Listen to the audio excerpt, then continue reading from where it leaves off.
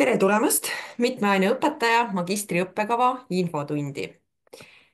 Ja mina olen Mari-Liis Lind, ma olen Haridusteaduste Instituudi õppejuht ja tutvustangi teile siis lähemalt seda, et mis see mitmeaine õpetaja magistriõppekava on, millised on selle õppekava võimalused ja ka selle osas, et millised on sisseastumistingimused ja kes on need, kellele siis see mitmeaine õpetaja magistriõppekava võiks eriti hästi sobida.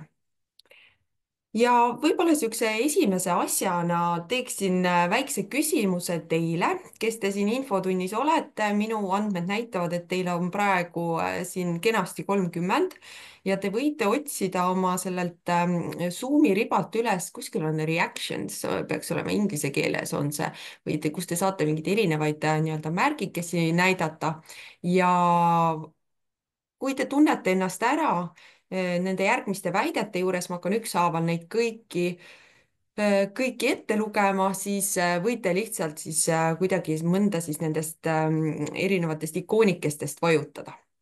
Nii, aga alustame, et esimene on see, et kas kellelgi tekib äratundmine, et on bakalaureusekraad või rakenduskõrgharidus või siis nii-öelda vähemalt mingi kõrgharidus on olemas. Nii, väga tore. Käed siin vaikselt tõusevad. Ehk siis tegu on tõesti magistriõppekavaga ja selleks, et magistriõppekavale kandideerida, peaks teil olemas olema juba varasemalt kõrgharidus. On see siis bakalaureuskraad, rakenduskõrgharidus, varasematel lõpetajatel diplomiõpe, aga et kõrgharidus peaks juba käes olema. Kui on nii, et teil veel kõrgharidust ei ole, siis selles suhtes võiksite vaadata bakalaureuse õppekavasid ning pärast bakalaureuse õppekraadi saamist siis olete teretulnud uuesti vaatama-kuulama. Nii, aga teine küsimus on siis see, et kas on äratundmist selle osas, et soovite õpetada peamiselt siis põhikoolis kahte või enamat ainet?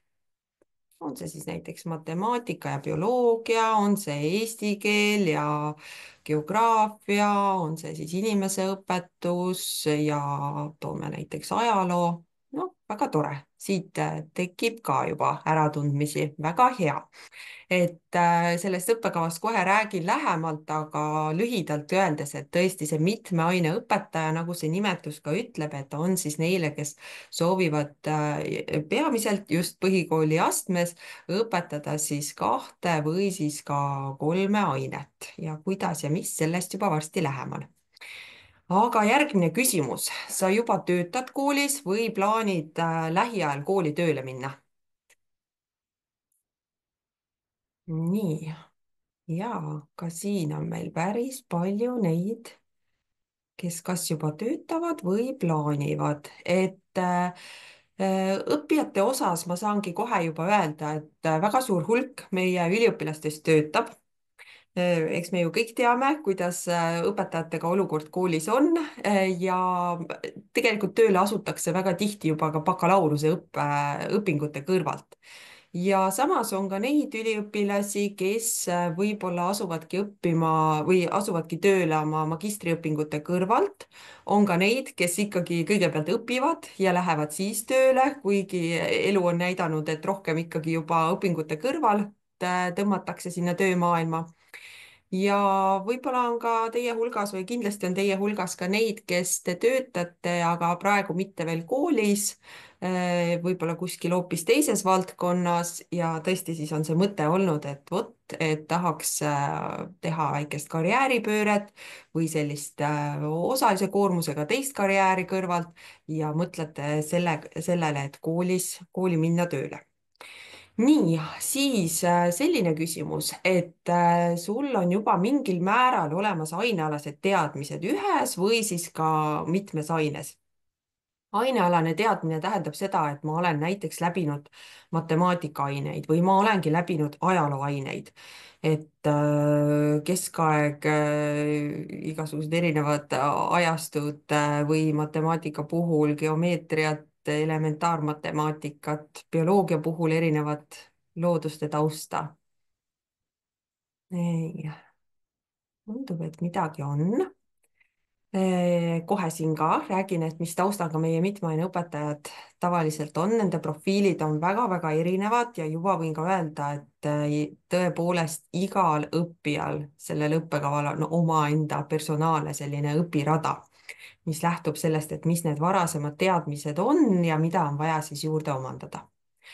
Nii, kas on ka neid, kellel on mõningased pedagoogilised teadmised ehk kas didaktikast või õppimisest arengust, sellest, kuidas aju õpib, õpilaste toetamisest koolikeskkonnas, on ka neid väga tore. Ja siis viimane küsimus, et sinu soov, unistus ja nii-öelda suurem eesmärk on tekitada noortes ja iseendas samuti eduelamust läbi õppimise. No nüüd tundub, et on üsna seal sajaprotsendiliselt need tõusmas need sõrmed ja käed. nii et väga tore, et tõesti see, et me ootame õppima neid, et kes tõesti tunnevad seda soovi, tungi ja, ja, ja tahavad nii-öelda kooliellu panustada. aga aitäh nende vastuste eest ja tundus, et kõigis seda head äratundmist teis oli. Ma nüüd natukene räägin sellest, et millised on siis need meie mitmeaineõpetajad, et ma juba siin põgusalt mainisin, et tõesti igaühele on selline hästi personaalne õpirada lähtuvalt sellest, mis see õppijate taust on, aga sellises hästi laias laastus, no üsna laias laastus, võib siis selle õppekava õppijad jagada kolme rühma. Et esimene rühm on siis need, kellel on olemas juba üsna niimoodi täiuslikul määral ja mis see täiuslikkus on, siin paari slaidi pärast räägin, ainealane teadmine, kas siis kahel või kolmel kõrvalerialal. Ehk siis ma olen tõesti juba omandanud need ajaloo ainealased teadmised või ma olen matemaatika omandanud või bioloogia ja noh, siia saan tuua näitena Tallinna Ülikoolist pedagoogika eriala lõpetajad. ehk siis ma olen juba oma bakalaureuseõpingute raames selle ainealase teadmise saanud.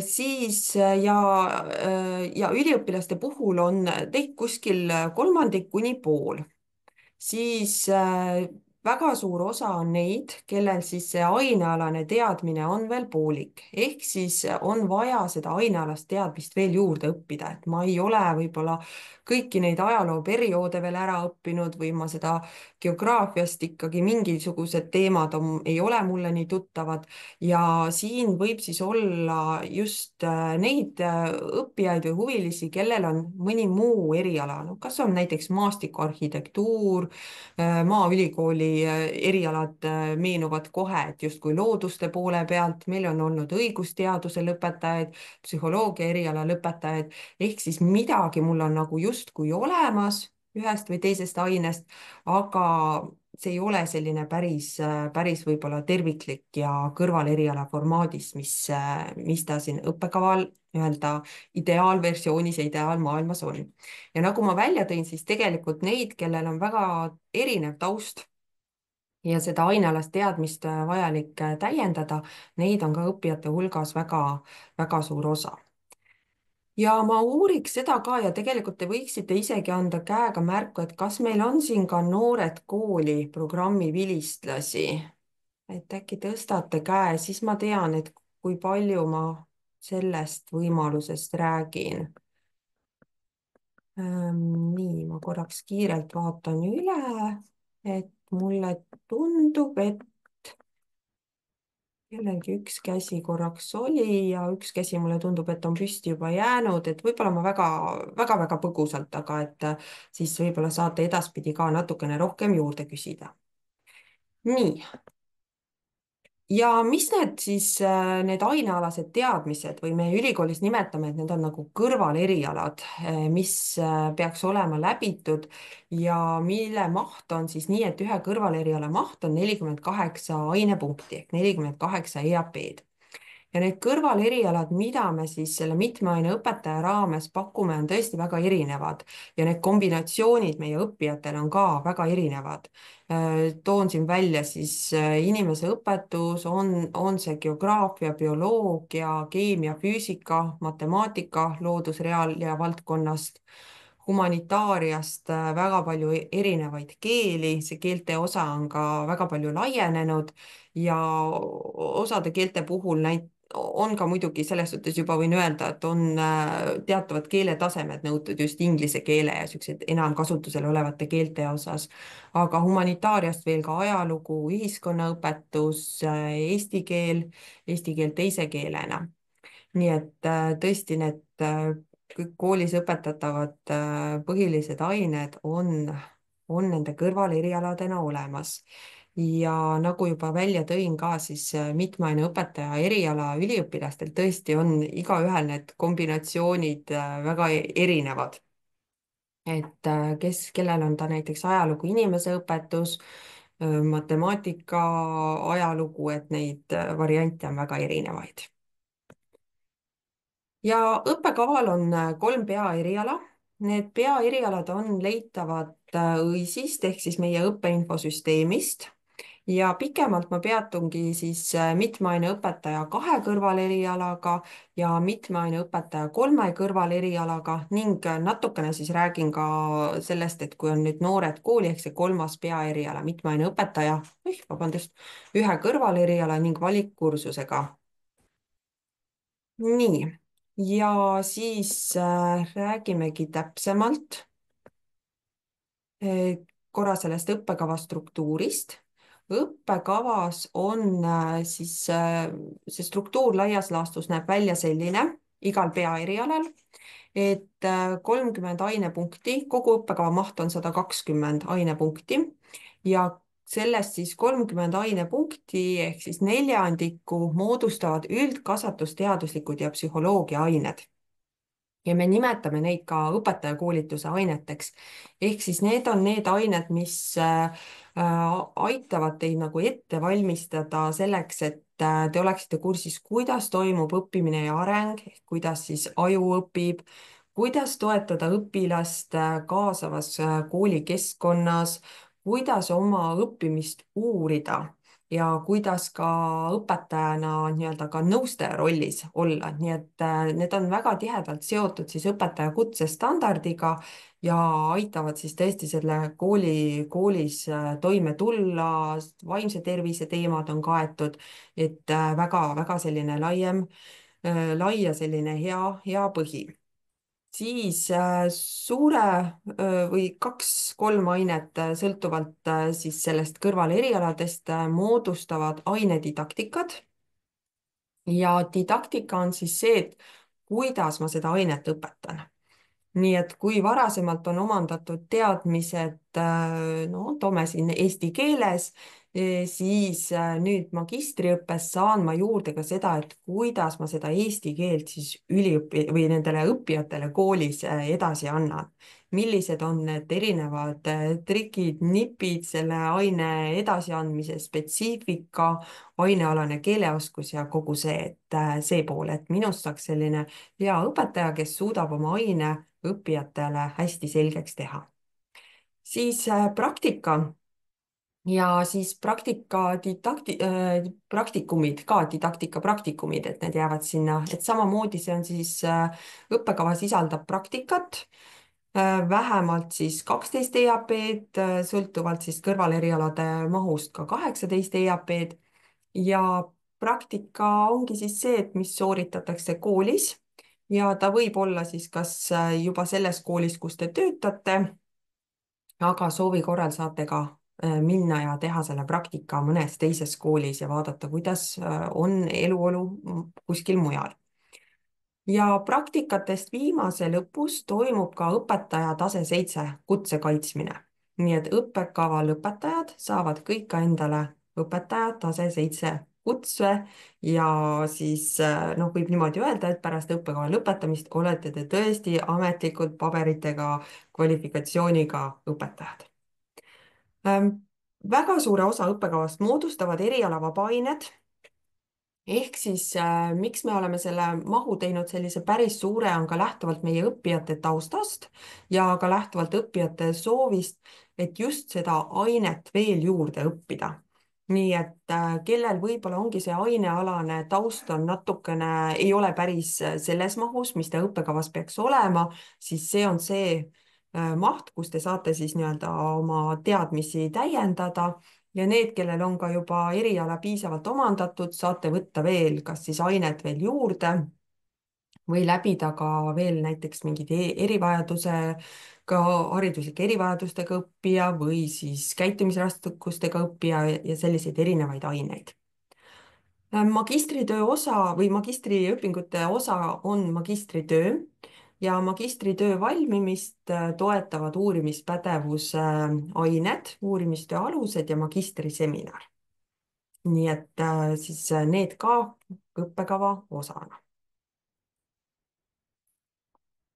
aga siis nendest peaerialadest, et alustame siis mitme aine õpetaja kahe kõrvalerialaga. ja see siis tähendabki seda, et ainealane teadmine ehk need kõrvalerialad on siis omandatud kahes üldhariduskoolis õpetatavas aines. et kui mäletate paar slaidi tagasi, näitasin neid samu kõrvalerialasid, et siis vähemalt kahes on see ainealane teadmine saavutatud ja kõrvaleriala mahuks Tallinna Ülikoolis ühe kõrvaleriala mahuks on 48 ainepunkti. Keskmiselt ained annavad 4 kuni 6 ainepunkti ehk siis seal 8-9 ainet, võib-olla natukene rohkem. ja need, kellel siis seda ainealast teadmist nüüd varasematest õpingutest ei ole, siis teil tuleb seda magistriõpingute raames juurde läbida ja võib juhtuda, et kui me siin räägime ka, millal õppetöö toimub, siis need õpingud on koos bakalaureuse üliõpilastega, aga mõnikord võivad olla ka mikrokraadilistega. nii et see on kindlasti see, mis teeb teie õpingud siin natukene võib-olla pingelisemaks, et kui teil on vaja seda ainealast teadmist täiendada. aga miks see ainealane teadmine on oluline? sellepärast, et te ikkagi, et minna klassi ette õpetama näiteks lineaarvõrrandeid, siis ma peaksin ise ka teadma ja tundma, mis see lineaarvõrrand on ja oskama seda ainet ikkagi oma õppijatest natukene kõrgemal tasandil. Siis jah, et nagu siin välja on toodud, et siis vajadusel tuleb siis läbida tasandusmoodul ehk siis neid aineid kõrvalerialadest juurde läbida ja didaktika ning praktikad sooritataksegi nii, et kui minu kõrvaleriala on näiteks geograafia, siis ma võtan geograafia didaktika ning geograafia praktika või praktikumi põhikooli astmes ning kui ma teiseks kõrvalerialaks olen valinud näiteks eesti keele, siis teise kõrvalerialana võtangi eesti keele didaktikat ja teen ka seal praktika põhikooli astmes. et eelkõige see õppekava just annabki teile lõpetades õiguse siis õpetada neid aineid põhikooli astmes. see, kuidas te hiljem koolis kokku lepite ja hiljem edaspidi ennast läbi mikrokraadide täiendate, et see võib teile tagada või aitabki teid selles suunas, et te saaksite ikkagi õpetada ka magistriastmes, aga hetkel just, et kuna päris palju on seda ainealast teadmist, kes ju ikkagi gümnaasiumis õpetab, on ka juba teadmisi ja ainealast teadmist vaja juurde, et keda siis huvitab väga, et ühte ainet õpetada ja gümnaasiumiastmes, et siis võiksite vaadata juba konkreetse aine magistriõppekavasid, näiteks kui ma tean, et ma tahan saada kindlasti matemaatikaõpetajaks ja gümnaasiumi lõpuni, siis piiluge matemaatikaõpetaja magistriõppekava. aga antud mitme aine õpetaja on siis tõesti see, mis kahes aines või ka kolmes aines ja annab õiguse siis, et põhikooli astmes õpetada. nii, mitme aine õpetaja kolme kõrvalerialaga. no siin on siis see, et seda ainealast teadmist tõesti peaks olema rohkematel kõrvalerialadel. näiteks ongi siis kolmes üldhariduskoolis õpetatavas aines. Neid üliõpilasi ei ole meil palju, aga mõningad ikkagi ka on. ehk siis näiteks ma olen valinud inimeseõpetus, matemaatika ja no miks ka mitte ühiskonnaõpetus. et sellised kolm ainet ja siis see tähendab seda, et ma oma magistriõpingute raames taaskord ma läbin juurde selle didaktika iga aine kohta ja ka praktika ja taaskord siis põhikooli astmes. Nii et 2 ja 3 kõrvalerialaga üldjoontes on sama, õpetajakoolituse või see esimene kasvatusteaduslike psühholoogiaainete moodul on sama, uurimispädevuse moodul on sama, aga et siis jah, see didaktikate arv, praktikate arv, see on see, mis siis juba sõltub.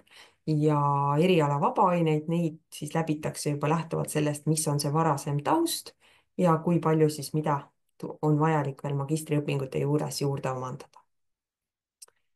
Noored kooli vilistlastele on meil ka sellel õppekaval eraldi peaeriala ja sellel Noored kooli erisus, vilistlaste erisus on tõesti see, et teist tulevad ühe üldhariduskoolis õpetatava aine ja ka ühe valikaine õpetajad ja siin on lihtsalt rohelisega näidatud, et mis on see, mida me Noored kooli programmist teile ära arvestame. Kollasega on see, mis osaliselt arvestatakse, punasega on see, mis õpingute juures juurde läbitakse. Ja Noored kooli programmi puhul, et kui teil on veel huvi ja te praegu olete aktiivselt selles programmis, et siis kindlasti küsige sealt programmi kaudu lisa ja kes enam on juba ära lõpetanud Noored kooli programmi ja tahate lisa teada, siis vaadake ka kodulehelt ja kindlasti teeme ka veel eraldi neid infotunde hiljem. Aga siis selle õppekava nominaaljaotus, et siin ülikoolis on sellised erinevad toredad sõnad, nominaaljaotus võib-olla on ka selline erinev, ehk siis kui kaua see õpe siis on ja mida siis täpselt, kui pikalt ma pean tegema, kas täisosakoormused, tasuta, tasulised, kogu see pool. Et õppimine siis, kui tulete magistriastmesse õppima, on see tasuta. Kui te olete varasemalt juba tasuta magistris siin hiljuti õppinud, siis vaadake korraks igaks juhuks, uurige üle, üldiselt töötavatel õpetajatel, kellel ei ole kvalifikatsiooni, on õpingud tasuta. Aga kes tunneb ära, et just midagi äkki on jäänud veel pooleli või mõne magistrikava lõpetanud, tahab uuesti tulla, siis uurige natuke lisa, hiljem panen siia ühe kontakti ka. Ja ka siis mitmeaine õpetaja on meil osakoormusega ja te õpitegi osakoormusega semestris 15 kuni siis 30 ainepunkti, aga mõningatel juhtudel võib see olla ka rohkem ja võib-olla seal õpingute, kui alguses õppida rohkem, siis seal lõpupoole jääb neid õpinguid vähemaks.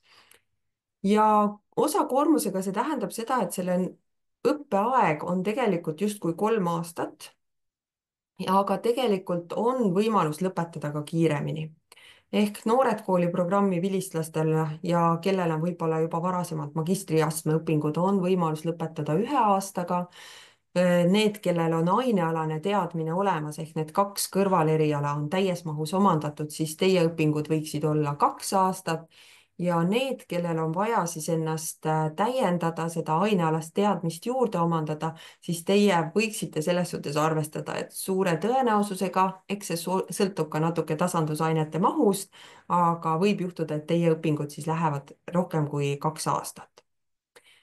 Ja korra siin alguses mainisin ka, et me tõesti igale üliõpilasele teeme oma individuaalse õpiraja, ehk siis teemegi sellise Excel tabelina, kus märgimegi ära, et millisel semestril võiks siis milliseid aineid õppida. Ja selle individuaalse õpiraja koostamise puhul me tõesti lähtume siis teie enda varasemast taustast, et mida juba ka mitu korda siin olen varem maininud. Ja eks see nominaaljaotus selles suhtes ülikoolis kohustuslikke asju, kui nii palju ei ole, õppimine on ka vabatahtlik, aga see nominaaljaotus on selline no, üsna soovituslik ja selline hea orientiir, et te saaksite oma õpingud ilusti sedasi samm-sammult lõpule viia. Ja need, kellel on siis vaja tõesti tasandusmooduli aineid ehk seda ainealast teadmist sellisel suuremal mahul, siis alustavad tavaliselt ainealaste õpingutega ja teisest aastast lisanduvad õpetajakoolituse ained. Samas kohati võib see olla ka nii, et võetakse ainealast tasandust ja alustatakse ka õpetajakoolitusega, aga jah, et need, kellel on juba ainealane teadmine kenasti olemas, siis Teil üldjoontes ongi nii, et õpetajakoolituse ained ja didaktikad ja siis juba praktikad ja uurimistöö ained teisel aastal ning ongi teise aasta lõpuks juba hopsti magistritöö kaitsmine. nii, ja osa aineid võib olla ka õppekavadele omavahel seotud või siis need võivad olla ka see, et tuleb üksteisele järgnevalt läbida, et see on ka see, mida me siis nominaaljaotuse koostamisel ise jälgime ja teile saame välja tuua, et noh, toon lihtsalt näite, see küll ainealase tausta puhul, aga et noh, võib-olla kui on mul selline matemaatika 1 ja matemaatika 2, siis noh, sageli on see, et see esimene osa sealt võib olla nagu eelduseks teisele osale, et kuna teise osaga juba minnakse rohkem süvitsi, aga alati ei pruugi. Ja tõin siia kaks näidet ka võib-olla, et natukene tekiks sellist veel sellist äratundmist. Et see õppekava, ma veel kord, mulle ta selles suhtes tõesti väga meeldib, et kui me räägime paindlikkusest, siis selle õppekava üliõpilased ja sellisest personaalsetest õpiteedest, siis see õppekava on tõesti selline hea musternäidis, et juba lähtuvalt sellest, et millised on nende üliõpilaste ja õppijate taustad ja teiseks selle poolest, et milliseid kõrvalerialasid nad läbivad. aga näide üks, et meil on siin üliõpilane Tõnu, kes on lõpetanud pedagoogika õppekava ja selle jooksul on ta läbinud 2 kõrvaleriala täies mahus ehk siis 96 EAP-d kokku. Tõnu saab kohe alustada õpingut esimesel aastal üldkasvatusteaduslike ja psühholoogia ainetega ja didaktikaga. Ta saab esimesel aastal võtta juurde veel neid eriala vabaaineid ja ennast täiendada või võtta pedagoogilisi aineid juurde. Teisel aastal Tõnu alustab uurimistöö ainetega ja kohe magistritöö kirjutamisega, läbib teisel aastal ka põhipraktikad ja kaitseb kutse ning saabki 2 aastaga oma õpingud lõpetada. Mis muidugi ei tähenda ka seda, et Tõnu võib ka otsustada, et ta siiski soovib õppida näiteks 2,5 või 3 aastat, sest nagu ma välja tõin, õppekava on osakoormusega ja kui Tõnu käib samal ajal koolis tööl ja ka õpib, siis võib-olla ta otsustab, et vot, et jah, mul on küll see võimalus 2 aastaga, aga ma ei taha oma koormust ajada liiga suureks ja ma jaotan oma ained kenasti 3 aasta peale. Nii et meil on sellised Tõnu, Tõnu, Tõnu tüüpi üliõpilased ja ei ole ainult mehed, et on ikkagi naised ka, eks. ja teiseks näiteks on siis meil Kristi ja Kristi on nüüd lõpetanud näiteks õigusteaduse õppekava ning võib-olla on tal ka midagi muud veel juurde läbitud. Tal ei ole kõrvalerialad täies mahus läbitud, näiteks tal on need läbitud isegi üsna väheses mahus, 12 punkti ja 18 ainepunkti. ja Kristi peab esimesel õppeaastal alustama kindlasti tasandusmooduliga ehk siis võtma neid eriala vabaaineid, läbima need puuduvad kõrvaleriala ained koos bakalaureuseastme üliõpilastega ja Kristi saab siis teisest aastast alustada üldkasvatusteaduslike ja psühholoogia ainetega ning didaktika, vajadusel saab ta jätkata veel ka tasandusainetega, sest 48 punktist on tal mõlema kõrvaleriala puhul veel üksjagu puudu ja 3. aastal tulevad siis Kristile uurimistöö ained, põhipraktikad, veel mõned muud puuduolevad ained ning Kristi saab siis 3. aasta lõpus kaitsta ja oma magistritöö ja ka õpingud lõpetada. Nii et Kristi tüüpi samamoodi on nii naisi kui mehi selles, kelle taust on siis tõesti erinev ja neid tasandusmooduli aineid tuleb läbida ja olles lihtsalt nende üliõpilastega väga lähedalt kokku puutunud, et kui te tunnete ära, et vot teie langete rohkem sinna Kristi tüüpi õppija juurde, siis olge lihtsalt valmis ise pingutama. See tasandusainete läbimine on ka selline nii-öelda natukene väljakutse, aga miks me seda tahame, on tõesti see, et lõpetades te saate õpetaja kutse, mis tähendab seda, et me ülikooli poolt peame tagama, et teil on olemas vajalik ainealane teadmine ja teil on olemas vajalik pedagoogiline teadmine ja seetõttu need tasandused ära teha tuleb. nii, aga räägin nüüd ka siis sisseastumisest. Ja sisseastumine toimub siis keskkonnas www.sais.ee. Vastuvõtu tingimused on siis see, et kõrgharidus ja inglise keel peab olema vähemalt B1 tasemel, et see on kõigil, see inglise keele nõue on siis kõigil magistriõppekavadel. Siis kõrvaleriala ained on siis see, kas noh, niivõrd-kuivõrd magistri selle tingimuseks, aga et me eeldame tegelikult, et see kõrvaleriala saaks läbitud, kaks kõrvaleriala, või kui teil tõesti neid kõrvalerialade mahus ei ole, siis et teil oleks see valmisolek need tasandusained magistriõpingute jooksul läbida. nii et veel kord, Kristi tüüpi õppijad, et mõelge ja pange oma vaim valmis. Aga vastuvõtmiseks või sissesaamiseks tuleb siis teil teha allikatel põhinev arutlev essee ja selle saate esitada koos avaldusega SAIS-is ehk seal sisseastumise portaalis. ja avalduste esitamise aeg on 19. maist, nii et juba vähem kui kuu aja pärast ja kuni 29. juunini, nii et samas ka kuhugi veel kiiret ei ole. Ja ma ei hakka seda essee, seda vormi siin eraldi näitama, te näete seda kodulehelt, aga seal üheks osaks on see, et õpingute planeerimise küsimustik. Et ma arvan, või miks me oleme selle õpingute planeerimise küsimustiku sinna ühe osana lisanud, on see, et te ise oleksite ka hästi teadlik ja saaksite õpingutele eelnevalt läbi mõelda, et mis on see, mis teil juba varasemast, millised teadmised, oskused teil olemas on, milliseid aineid te olete tõesti läbinud, kui palju teil seda ainealast teadmist varasemast on, et see küsimustik aitab meil ka paremini teie seda individuaalset õpingute plaani teha.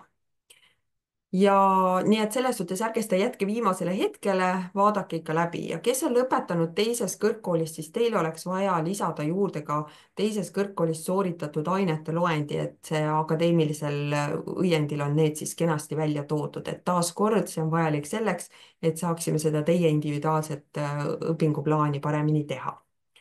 ja teiseks on siis kutsesobivusvestlus, mis annab 60% lävendist, lävend ise siis kokku on 70% magistriõppes ja 4. ja 7. juuli on need, millal on vastuvõtueksamid, aga kellel on nüüd soov võõrkeeli valida, et siis teil tuleks arvestada, et võõrkeelte inimesed soovivad ka teid näha, et kuskil 7.–8. juuli, et seal nädalal võib juhtuda, et peate oma seda keeleoskust ka veel ühe komisjoni ees natukene ka demonstreerima ja seda motivatsiooni, et just, et vaadata, et see keeleoskus oleks piisaval tasemel.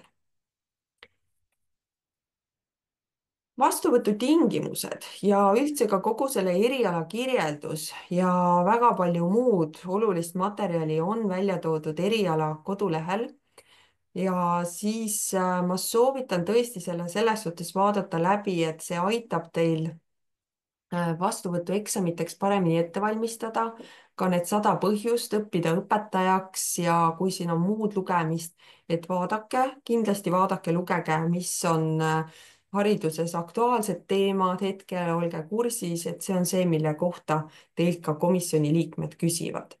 ja siin kodulehel on veel kord ka välja toodud see õppevormi kirjeldus, on välja toodud õppekava, seal olevad ained, on välja toodud kõrvalerialad ja ka vastuvõtutingimused ning saate lugeda meie õppejõudude kohta ja nii edasi.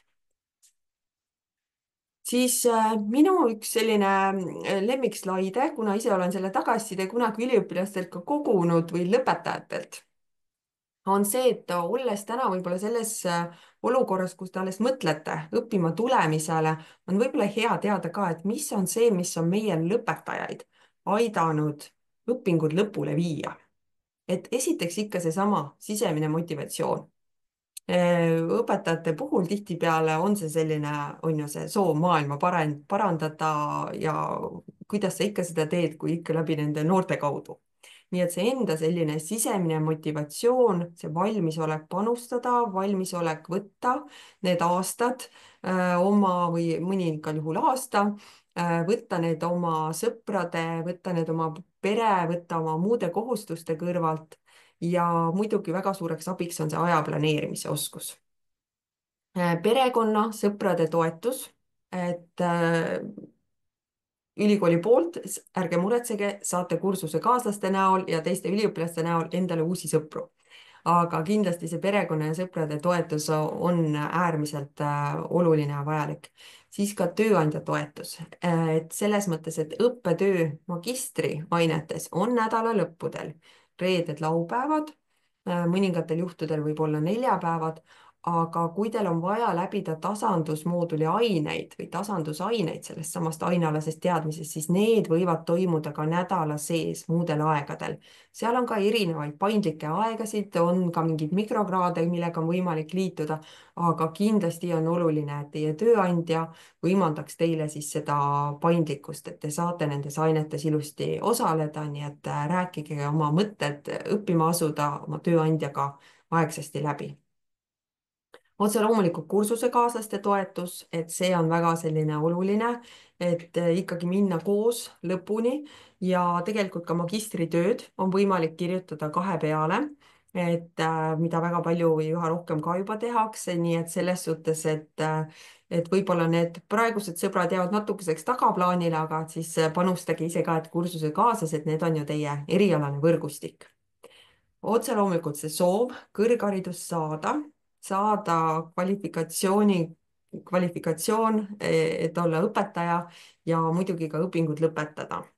Et ütleks niimoodi, see 2 aastat tegelikult läheb päris kiiresti, sest viimane pool aasta ongi ainult praktika ja siis kutse kaitsmine, magistritöö, võib-olla seal mingi uurimisseminarikene, et sõltub muidugi jälle sellest varasemast taustast, aga ütleme nii, et kellel on selline 2-aastane programm, siis 1,5 aastat on pingelisemad, viimane pingutus on lõputöö kirjutamine ja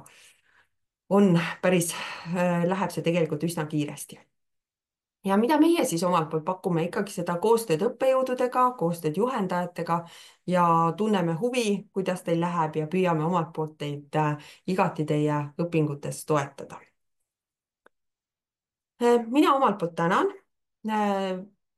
Kutsun teid õppima Tallinna Ülikooli või kes Lõuna-Eestist, õppige õpetajaks Tartu Ülikoolis. Oluline, et meile häid õpetajaid juurde tuleks ja igal juhul on juba suur tunnustus, et te selle valdkonna vastu väga huvi tunnete ja te saate siis lisa vaadata Tallinna Ülikooli lehelt.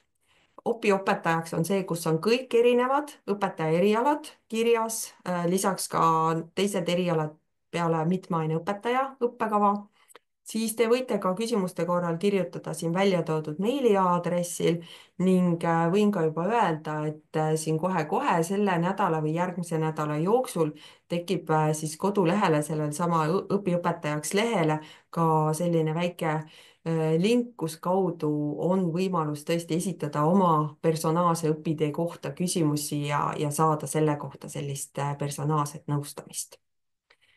Nii et ma selle salvestuse nüüd lõpetan ja on siis natukene aega veel teil võimalus küsida ja kõigile, kes salvestust järele vaatavad, siis aitäh, et vaatasite ning ootame teid kandideerima.